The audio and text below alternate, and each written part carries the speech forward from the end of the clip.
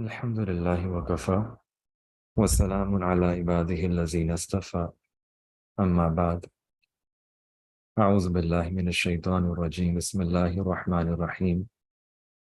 Wa qur rabbi anzilni munzalan mubaraka wa anta khairul munzilin. Subhana rabbika rabbil izzati amma yasifun. Wa salamun ala al-mursalin walhamdulillahi rabbil alameen. Allahumma salli ala Sayyidina Muhammad wa ala ali Sayyidina Muhammadin wa barik wa sallim. اللهم صل على سيدنا محمد وعلى آل سيدنا محمد وبارك وسلم. اللهم صل على سيدنا محمد وعلى آل سيدنا محمد وبارك وسلم.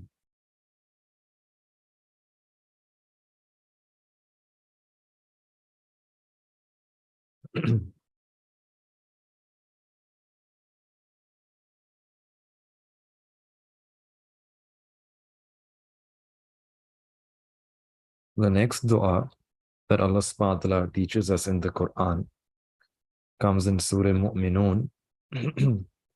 Rabbi anzilni munzalam mubarakan wa anta khairul munzilin.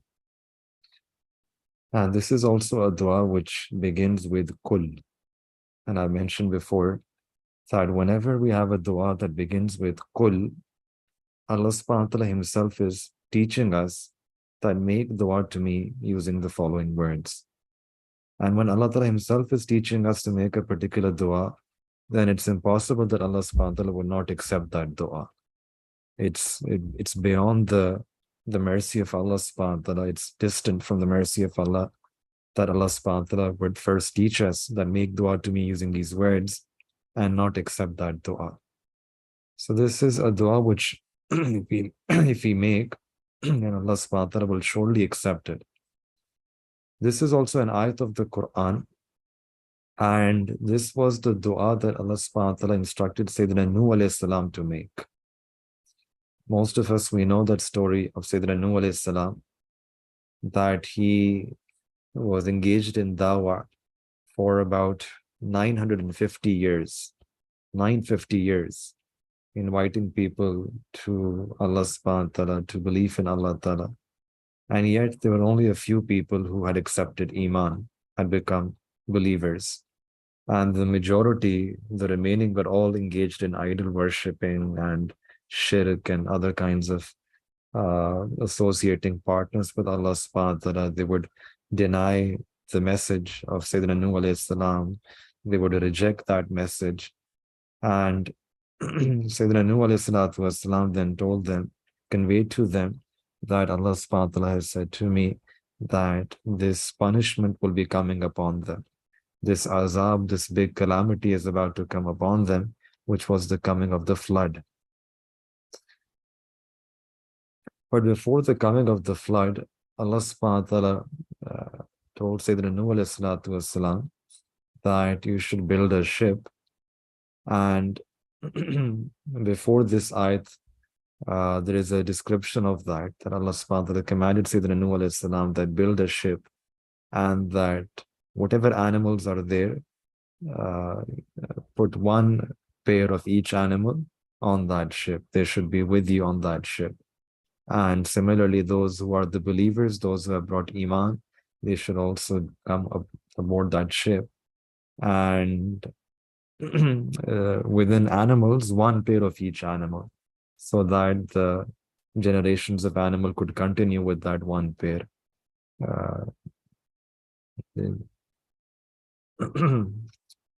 So on that ship, there will be animals, there will be human beings, there will be the believers of Allah subhanahu wa ta'ala. And elsewhere it comes that min kullin zawjayn isnayn, that for every animal there should be a pair, so that the lineage would continue. And this is very interesting, that this is a ship, and Allah subhanahu wa ta'ala is commanding Sayyidina Nuh alayhi salatu wasalam that have one male, one female of each animal, and all animals. So within all animals, you have animals like snakes and scorpions and lion and tigers and wolves and rabbits. Well, every kind of animal is there. And how will this be possible? Because these animals normally they eat each other, they're enemies to each other. And when you have a snake and you have a scorpion and you have a lion and you have a wolf and you have a deer, so how can all continue to live peacefully on that ship? So in some rivayat, in some narrations, it's mentioned that there was a covenant, there was a agreement that was taken among these animals, within these animals. And this agreement was taken, this covenant was taken with these animals as well, that you are here on this ship only to save your life. And you're not supposed to cause Iza or hurt or harm to anyone else on board that ship.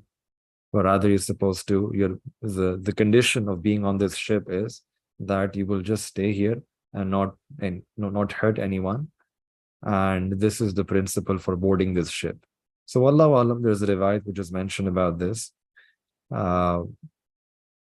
And this is also one of the reasons why that one particular ayat, which sometimes people read when they fear that some animal will attack them or harm them.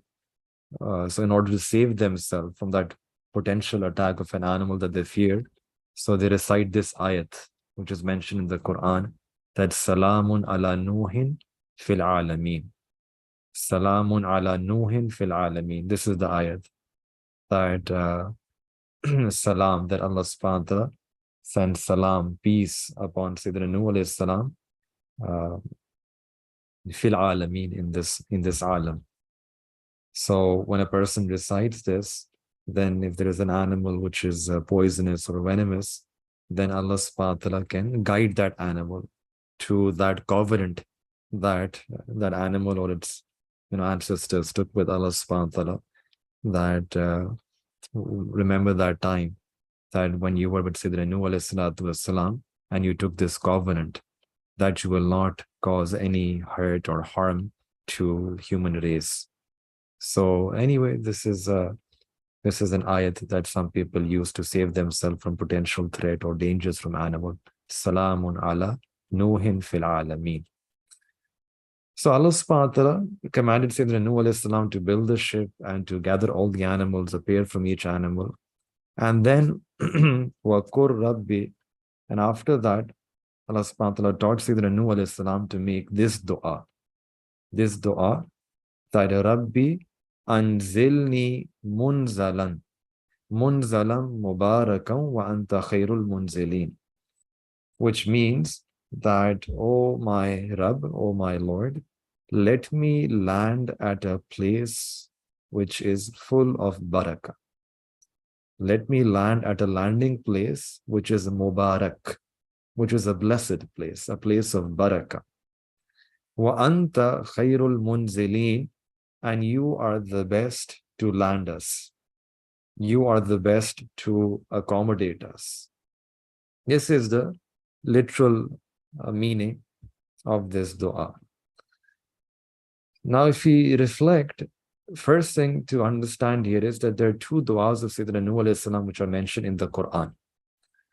One is a dua that Sayyidina Nuh alayhi salam himself, he makes to Allah subhanahu wa ta'ala, that when he is boarding the ship and the people are also boarding the ship with him, at that time Sayyidina Nuh alayhi salam, he makes this dua that وَقَالَ أَرْكَبُ فِيهَا بِسْمِ اللَّهِ مَجْرَيْهَا وَمُرْسَاهَا. Bismillahi majreha wa mursaha. That whoever is now boarding the ship, all of them, they should say this, make this dua to Allah Ta'ala, that Bismillahi, that we begin with the name of Allah subhanahu wa ta'ala, majreha, this ship will flow with the name of Allah, wa mursaha, and this ship will stop with the name of Allah. And this is the reason why whenever people are boarding a ship, it's recommended that they should also recite the same dua. Whether it's a ship, which is an actual ship on the ocean, on the water, And even when they are boarding a plane, an aircraft, because the aircraft is also in the hukum, it's in the ruling of a ship. It's a ship which is flying in the air. So one should recite along with Subhanallazi sakhara lana, that safar dua, the dua for journey that all of us are familiar with.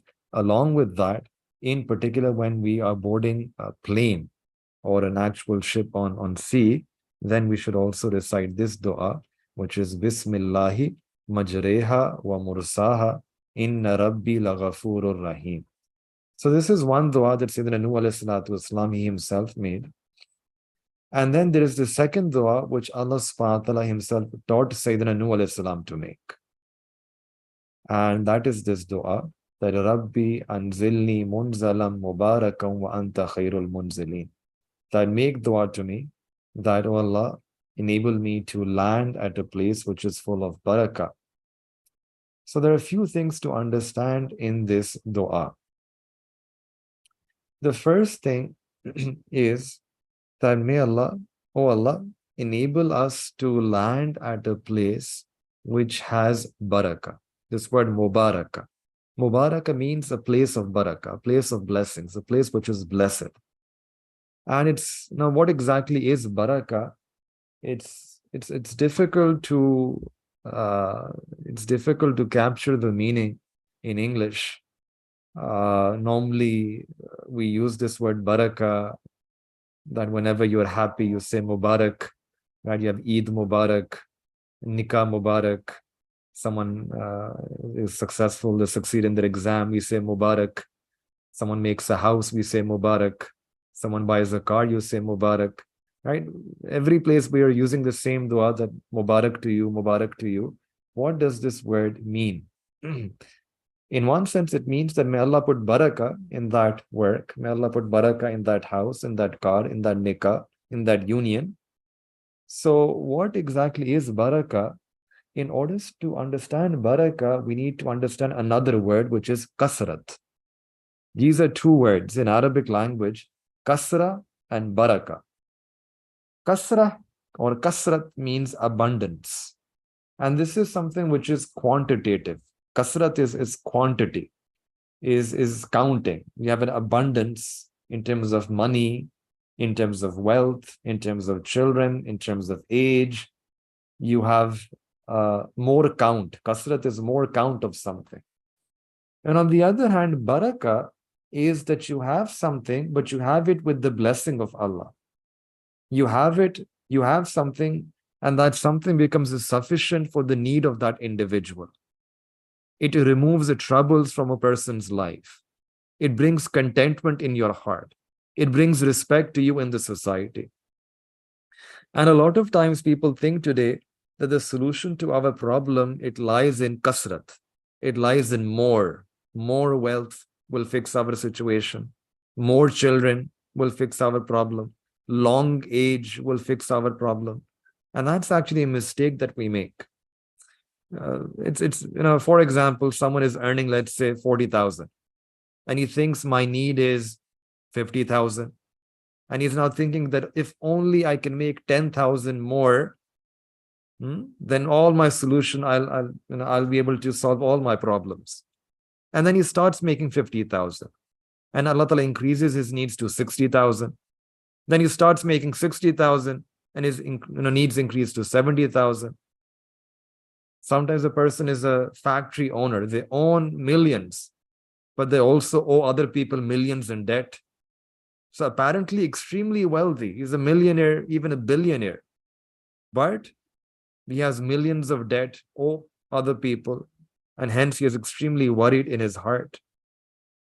And people say, right, that we have thousands, but we owe other people in millions. And day and night they're thinking that how can we earn more? How can we repay those debts?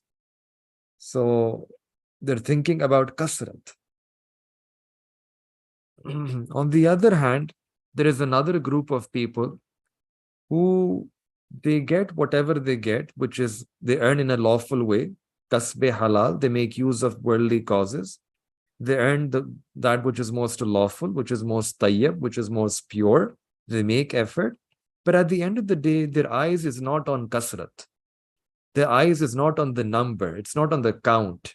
Their gaze is upon Allah subhanahu wa ta'ala, and they're asking Allah to put barakah in their effort. And then Allah subhanahu wa ta'ala puts so much barakah that they live in a state of itminan. There is solace and tranquility in their life. So this is a big misunderstanding, that a lot of times we think that the solution lies in kasrat. And we see this at every level. The ruler, he's thinking that if I have more supporters, more people, then my problem will go away. The worker, the laborers, they're also thinking like that, more money. The factory owners, the CEOs, the industrialists, they're thinking more factories. The problems are not solved through kasrat, not solved through quantity, through number, through increase in count, but the problems are solved through barakat. And what is really missing from our lives is something called barakah. We have voluntarily chosen to live barakah-free lives. If we don't have barakah in our lives, then we can never have itminan. We can never have that peace and tranquility. So this is what this dua is teaching us, the importance that whenever you ask Allah subhanahu wa ta'ala for something, you should ask Allah subhanahu wa ta'ala for barakah. And barakah means that you're asking Allah that, Allah, this thing, make it such that it can provide me benefit, that it can provide me the right benefit. What if a person makes a palace and everyone is coming and admiring that palace, that looks such an amazing palace, such an amazing building, and the person who's supposed to live in that palace, he's always sick. And if because of his sickness, he's unable to derive any comfort in that palace, means that he has a palace, a wonderful, incredible palace, but there is no barakah in that place. Similarly, let's say a person buys a car, amazing car, right? One of those sports cars. But they do not get the tawfiq to sit on that car. The car is just parked in the garage and they don't get the tawfiq to sit. Now they have the car, but there is no barakah in that car. A person gets married. So they marry someone, a spouse who outwardly has all the qualities, but the hearts are not inclined towards each other. The hearts are not joined. So marriage, it's a union, but there is no barakah in that union. So this is what Allah subhanahu wa ta'ala is teaching us here in this ayat, that when you ask Allah ta'ala for something, do not ask for kasrat alone. Rather, the real thing that you should be asking Allah subhanahu wa ta'ala for is barakah. That, Ya Allah, whatever blessings you have given me, Allah, give them to me with barakah. Give them to me with barakah. This is the real goal. Because those blessings alone, that house or that car, that alone cannot give us any contentment. Contentment comes from Allah subhanahu wa ta'ala. If Allah ta'ala wishes, He can give us contentment in a very simple car. But on the other hand, a person can have nice, fancy sport, big cars, huge cars, expensive cars, but they don't get that comfort. They don't get that contentment in their heart. So this ayat Mubarakah is teaching us that we should ask Allah subhanahu wa ta'ala for barakah. And many times if a person doesn't have barakah, then they're not able to derive benefit from that blessing. They're not able to derive benefit from that thing. So the first part is, Rabbi anzilni munzalam mubarakah. That Allah, make us land, make us come to a place which is barakah. And if you get a place which is barakah, then even if there is no house there, even if there is no roof, there are no walls, there is nothing, it's just a plain, it's just an empty land. But if that land has barakah, then Allah subhanahu wa ta'ala will give you contentment there. Allah ta'ala will give you all that you need. And Allah ta'ala build that house for you. Allah ta'ala will give you joy and happiness at that place, if that place has barakah. So, how can a person get barakah? So in addition to making du'as to Allah subhanahu wa ta'ala, One way, and especially this is relevant for us because this is the month of Ramadan, one way to get barakah is through taqwa. The purpose of Ramadan, لَعَلَّكُمْ تَتَّقُونَ. Taqwa is a factor which increases barakah in our life. Taqwa means that you leave those things which can even slightly harm your relationship with Allah Ta'ala. It means to live a life which is cautious, careful, protecting. And when you're on the safe side, when you try to stay away from things which are displeasing to Allah subhanahu wa ta'ala, when you live a life of taqwa, this will bring barakah. It brings barakah in our rizq, in our children, in our respect, in our age, in our health, in our decisions, time, memory, everything. All the blessings that Allah Ta'ala has given us, Allah Ta'ala will give us those blessings with barakah. And the dalil and the proof for this is actually in the Quran. That Allah Ta'ala says that وَلَوْ أَنَّ أَهْلَ الْقُرَىٰ آمَنُوا وَاتَّقَوْا, that if only these people living in the city dwellers, if they had brought iman and if they had brought taqwa, if they would refrain from things which are displeasing to Allah subhanahu wa ta'ala, then لَفَتَحْنَا عَلَيْهِمْ بَرَكَاتٍ مِّنَ السَّمَاءِ وَالْأَرْضِ, then we would open the doors of barakah from the heavens and the earth.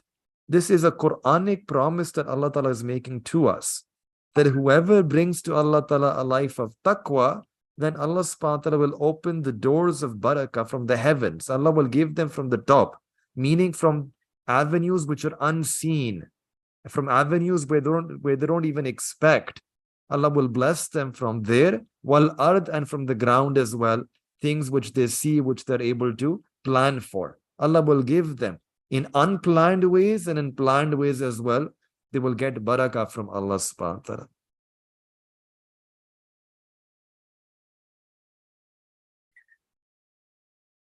And another way to attract this barakah from Allah subhanahu wa ta'ala is through the zikr of Allah. There is a barakah in the zikr, in the remembrance of Allah subhanahu wa ta'ala. One of the zikrs of Allah is Quran, right? Tabarrak bil Quran fa'innahu kalam Allah. Fa'innahu kalamullah. That seek barakah from Quran, for this is the kalam of Allah. Recitation of Quran brings barakah. Starting everything with Bismillah, which is also a kind of a zikr. Why do you start everything with Bismillah? Why? Because it's the ism of Allah. And the ism, the name of Allah, has barakah. Tabarakasmu rabbik. Full of barakah is the name of your Rabb. Just doing the zikr, remembering the name of Allah, that my heart is saying Allah, Allah, Allah, that brings barakah in your life. The name of Allah has barakah. And we should use this. In one hadith, the Prophet said that whatever activity you start without Bismillah, that is devoid of blessings. So there is barakah in Bismillah. There is barakah in the name of Allah. There is barakah in the remembrance of Allah subhanahu wa ta'ala. There is barakah. So much barakah that Allah says that udhkurullaha dhikran kaseera, that remember me abundantly, and you remember Allah Ta'ala abundantly. And when you do this zikr of Allah, then Allah Ta'ala says that yusalli alaykum, Allah will send salawat upon you. He will send His mercies upon you. Wa malaikatahu. Wa malaikatahu, and the malaika, the angels, will send their mercies and blessings upon you. Why? لِيُخْرِجَكُم مِّنَ الظُّلُمَاتِ إِلَى النُّورِ, to extract you from darknesses into light. And وَكَانَ بِالْمُؤْمِنِينَ رَحِيمًا, and Allah subhanahu wa ta'ala is extremely merciful with the believers. So the more and more we think about Allah, we remember Allah, the more barakah we will have in our life. And that's why our mashayikh, they teach that we should try to inculcate a habit of remembering Allah Ta'ala before everything. Every activity that we do, every action, we remember Allah subhanahu wa ta'ala. In fact, every statement, every footstep, every glance, every movement, remembering Allah Ta'ala abundantly, thinking about Allah Ta'ala. And this is actually an exact sunnah of the Prophet sallallahu alaihi wasallam. This was the state of the heart of the Prophet sallallahu alaihi wasallam, that before every action, the Prophet sallallahu alaihi wasallam would think about Allah. We have this concept of masnoon du'as. These are the du'as that the Prophet ﷺ recited on different occasions of his life. Dua for dressing, dua for undressing, dua for entering the mosque, for entering the house, for leaving the house, for leaving the mosque, dua for eating. The Prophet ﷺ did not recite these duas because they were masnoon for him. He recited the duas because this was the state of his heart.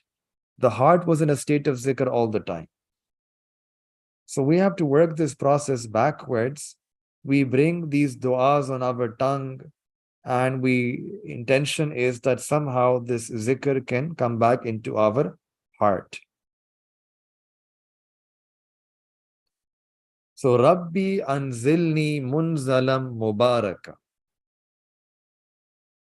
Another factor through which we can get barakah is the company of the scholars, the company of our elders. In one hadith, the Prophet ﷺ said that al-barakatu ma'a akabirukum, that barakah lies in staying connected with your teachers, with the scholars, with your elders, with your mashayikh. There is barakah in being attached to them, being attached with them. Sayyidina Abu Hurairah radiyallahu ta'ala an, once he came to the Prophet ﷺ and he said that, O Messenger of Allah, I'm not able to remember things. And the Prophet ﷺ made dua for him. And he went on to become one of the top Sahabis who narrated the greatest number of ahadith. He would be with the Prophet ﷺ all the time. And that sohbah, that staying in the company of the Prophet ﷺ, that was the barakah. That went on to become that Sahabi who narrated the greatest number of ahadith. Sayyidina Anas radiyallahu ta'ala an, another Sahabi Rasul, he was the khadim, he would serve the Prophet ﷺ, would spend time in the company of the Prophet ﷺ, connected to the Prophet ﷺ. And the Prophet ﷺ made dua for him, that may Allah put barakah in his rizq, in his age, in his children. And then later on, Allah Ta'ala gave so much barakah that he had 140 grandchildren. 140 grandchildren that he saw in his own life. And there was so much barakah in his rizq that he would cut a brick of gold with a saw. Any gold needed to be broken down with an axe. This was the barakah that Allah Ta'ala gave him.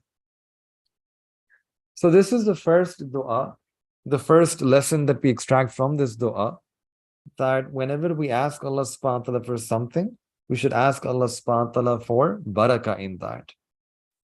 The next lesson is this word munzala. Rabbi anzilni munzalan.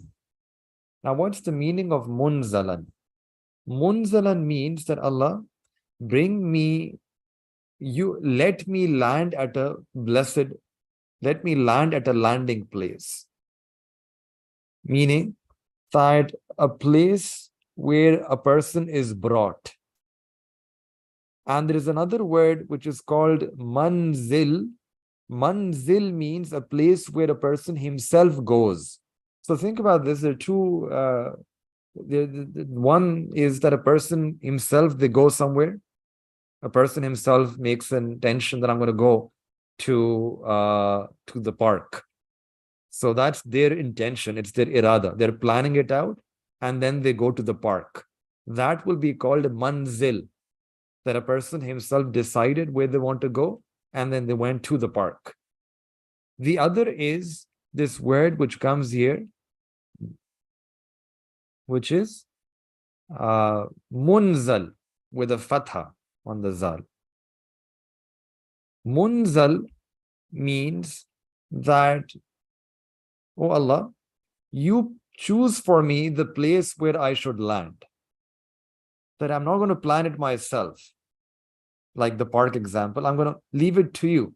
That Allah, you make me land wherever you wish. You choose for me, you select for me a place and land me at that particular place. So now Sayyidina Nuh alayhi salam, he's going on this ship, And when he's on the ship, he does not know that where will this ship land. But he knew that this ship will land at some particular place. So that's why he's making dua that, oh Allah, make this ship land at whichever place you have selected, whichever place you have chosen, and let that place be a place of barakah. So we understand from this that whenever a person, they intend for some journey, they should try to make this dua and reflect on the dua that, oh Allah, make me land at a place which is pleasing to you, which is chosen by you. Allah, make me go to that house which is pleasing to you. Make me go to that city which is pleasing to you. Make me go to that that country which is pleasing to you, which is selected by you. So you're asking Allah subhanahu wa ta'ala that, Allah, I'm leaving it to you. Allah, your choice. Allah, whatever is pleasing in your eyes, Allah, make me land there. Make me go there. So this is also the adab. And then there is also one more thing, one more lesson that we learn from this dua, which is also very important, that again, Allah subhanahu wa ta'ala himself is commanding Sayyidina Nuh alayhi salam that you should make the following dua.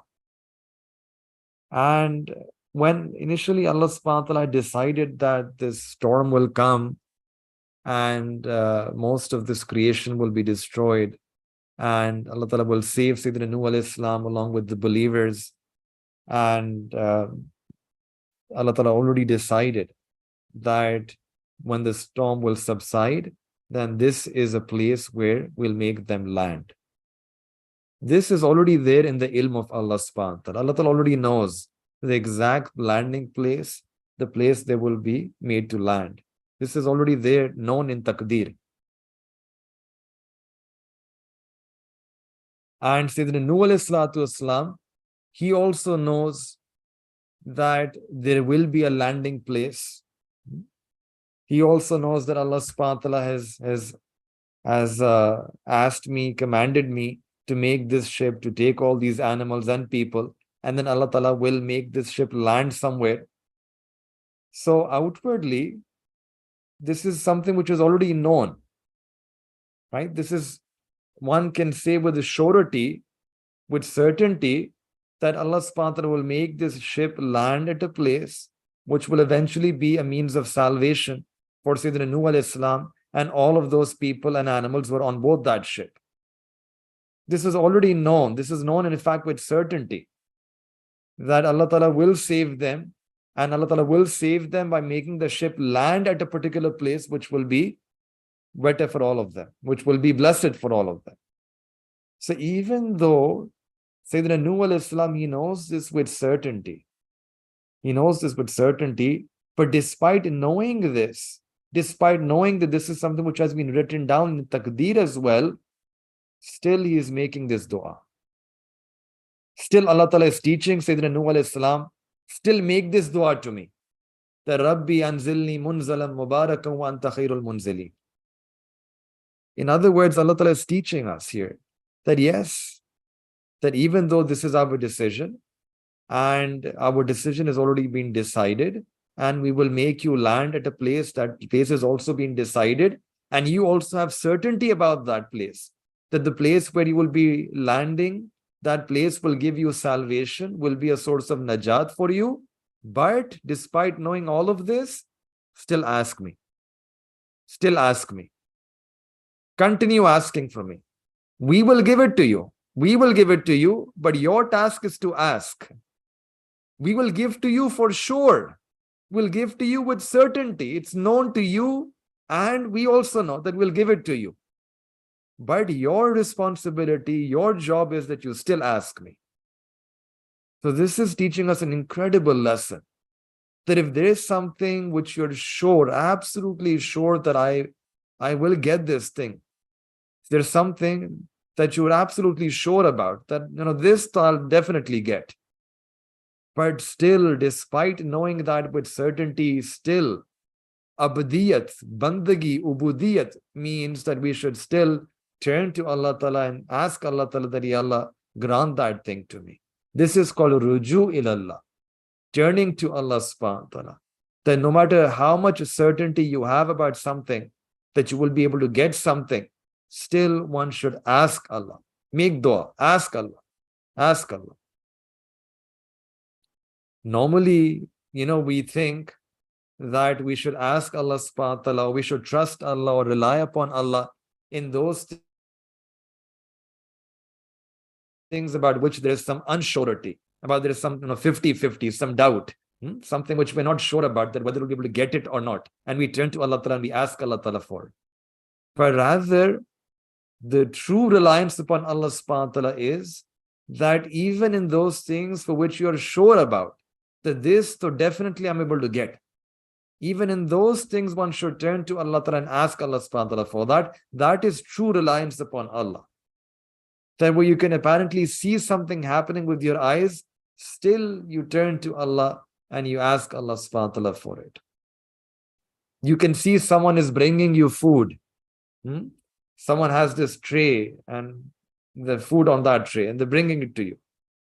Our servitude to Allah Ta'ala dictates, demands from us that still we make dua to Allah that, oh Allah, enable this food to reach me.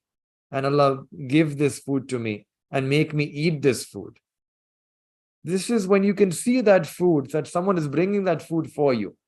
Something that you can see it, it's yakini, you know it with certainty.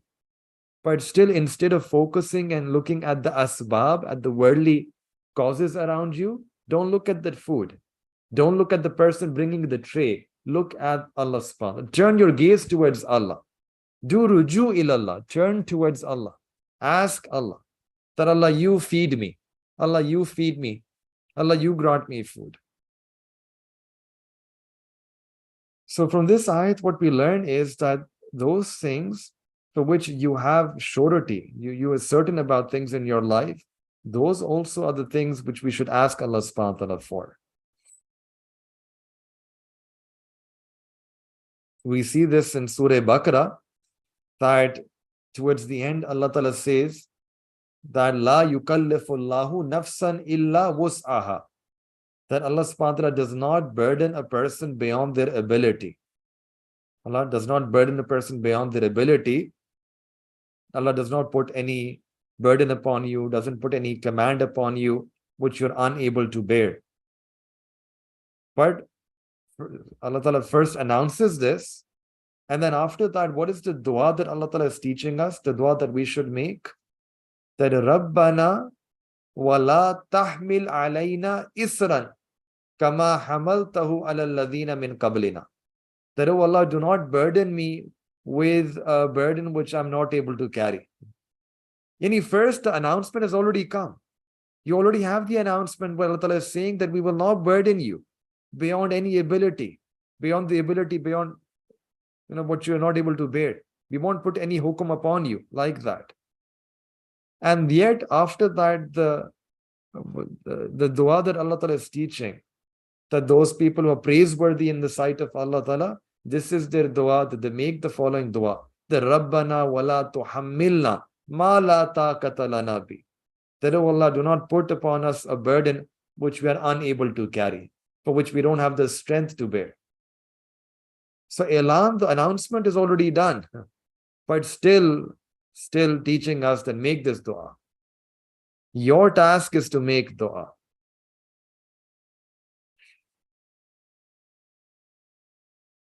So in essence, what we are learning here is that a person should, all the time, they should try to be connected to Allah Ta'ala.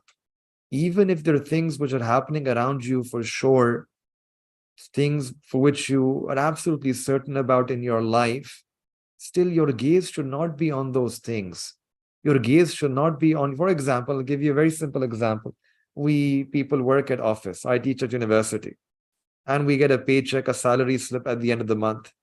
So outwardly, we see that every single month, at the end of the month or at the start of the month, my university is giving me a paycheck. And that paycheck gives me salary. And that money I use for my needs, to fulfill my needs. So the paycheck is coming at the end or at the start of every month. Deen, Allah Ta'ala is teaching us here that do not look at that paycheck. Even if you think it's yakini, even if you're for sure, you're guaranteed, you know for sure that I'm getting this paycheck, I'll get this at the end of the month. But your gaze should not be upon that salary slip or that paycheck. Your gaze should be always be upon Allah subhanahu wa ta'ala. That my job is not going to fulfill my needs, my paycheck will not fulfill my needs, my salary slip will not fulfill my needs, but Ya Allah, you will fulfill my needs. Allah, I turn to you, I ruju ilallah, I incline to you, I turn to you, I put my gaze at you. And I'm asking you and making dua to you that, Ya Allah, you fulfill all my needs. Allah, you grant me. Allah, you fulfill my wishes. Allah, you fulfill my needs. This is what abadiyat is. This is what a servant of Allah subhanahu wa ta'ala is supposed to be like. That all the time they're constantly asking Allah. They're turning to Allah. Maulana Rum Rahmatullah alayh, Jalaluddin Maulana Rum Rahmatullah alayh, he's giving the example of a child, the way the child is with his mother. For the child, everything is his mother. Any hurt, he falls down, he slips, he hurts himself. The first word that he utters is his mother. He will call his mother. He's outside playing, and someone is hurting him or calling him names, and he's going to go back to his mother. So Maulana Rum Rahmatullah alayhi says that try to develop a relationship with Allah Ta'ala, at least that same relationship that a child has with his mother. That whenever the child is in any need, the first person he thinks about is his mother. He calls upon his mother. So in the same way, that whenever anything happens to us, or even if it's something which is certain, there's no doubt about it, still ask Allah Ta'ala. Turn to Allah Ta'ala for your needs. This asking Allah Ta'ala is the way to develop a relationship with Allah Ta'ala, is a way to draw close to Allah Ta'ala. The smallest of needs that you have, the needs for which you're sure you will get them, still turn to Allah and ask Him and make this your habit. This is what is being taught here in this dua. And when a person develops this habit and they're always asking Allah subhanahu wa ta'ala for the smallest of things, for the shortest of things, for everything that they want, for everything that they need, then they're able to draw close to Allah. Then they're able to connect to Allah Ta'ala. Then in their hearts, they're always silently making du'as to Allah Ta'ala. Their heart is connected with Allah Ta'ala. Their heart is always thinking about Allah Ta'ala.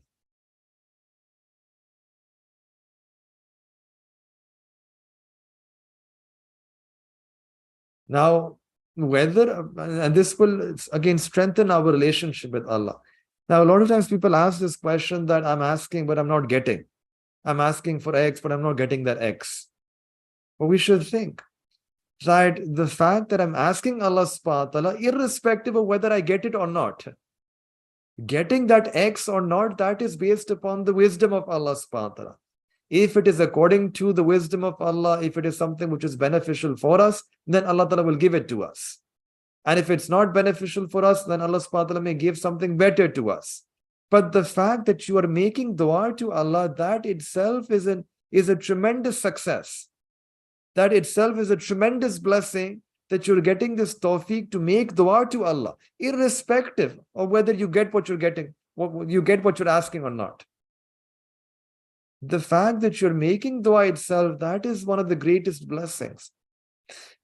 There was once a pious man who went for tahajjud, and every time he used to pray tahajjud, one day there was one attendant with him as well.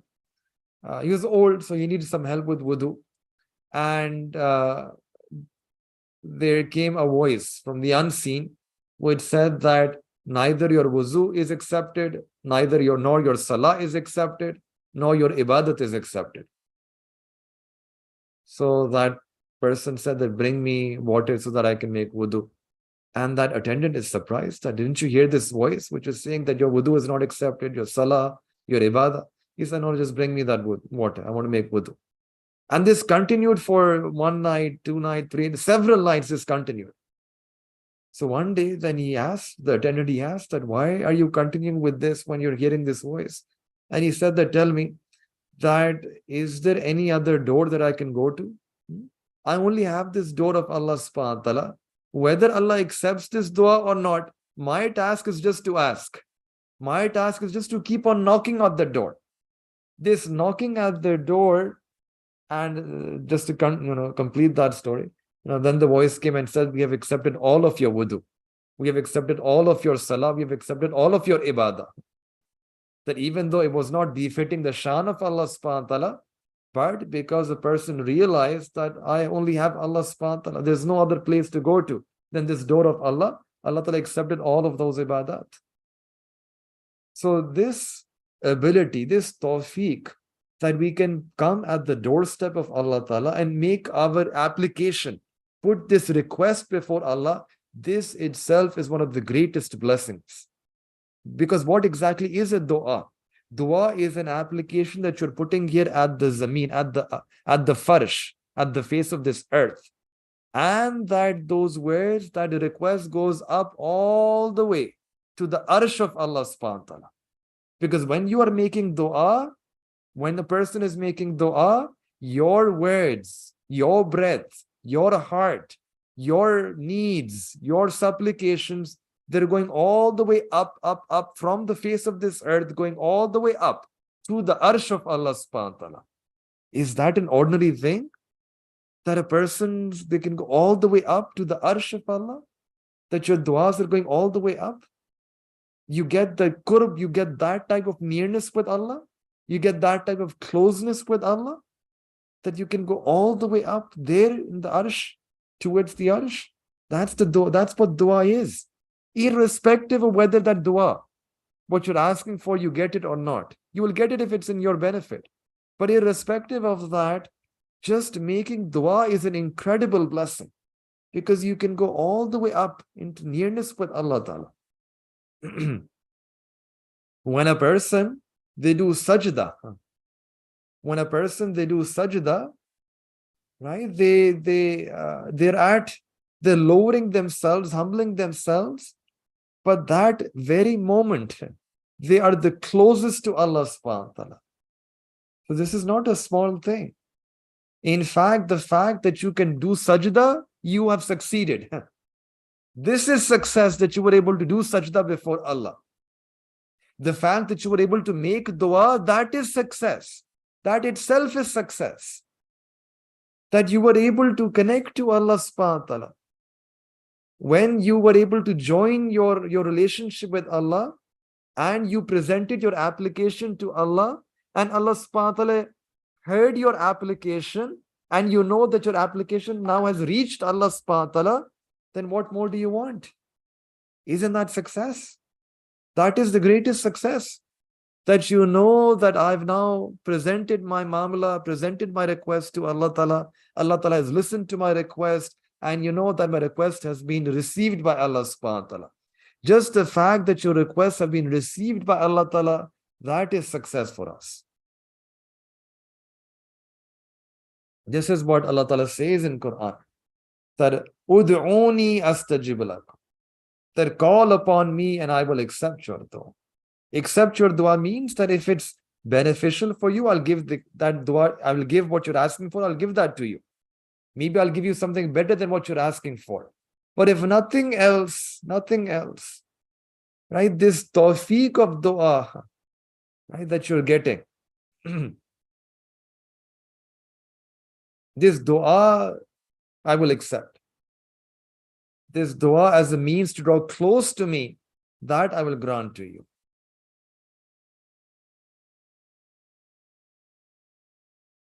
So dua is a tremendous ibadat, and it's an easy ibadat, and it's the most effective ibadat through which a person can draw close to Allah subhanahu wa ta'ala. And even for the smallest of small things, right, that you have, for which you know with certainty that I'll get this one way or the other adab is that you still make dua to Allah ta'ala for it. So this is the dua, this is the lesson that we learn in this ayat, that Allah subhanahu wa ta'ala is teaching us that you should, number one, make dua for barakah, that whatever blessings we have, oh Allah, give them, grant barakah to me in all of those blessings. And similarly, we ask Allah subhanahu wa ta'ala that, oh Allah, we ask you that you choose for us what is best for us. Make us land, make us, grant us those blessings, Allah, which you think are best for us. And also, even those things for which we are sure about in our life, we should continue to make dua to Allah Ta'ala for them, so that our gaze is always upon Allah. Our gaze is always towards Allah subhanahu wa ta'ala. May Allah subhanahu wa ta'ala grant all of us the tawfiq that we can also do this ruju ilallah. We can develop this attribute within us. May Allah subhanahu wa ta'ala enable all of us to act on these teachings. Wa akhiru da'wana anil hamdulillahi rabbil alameen.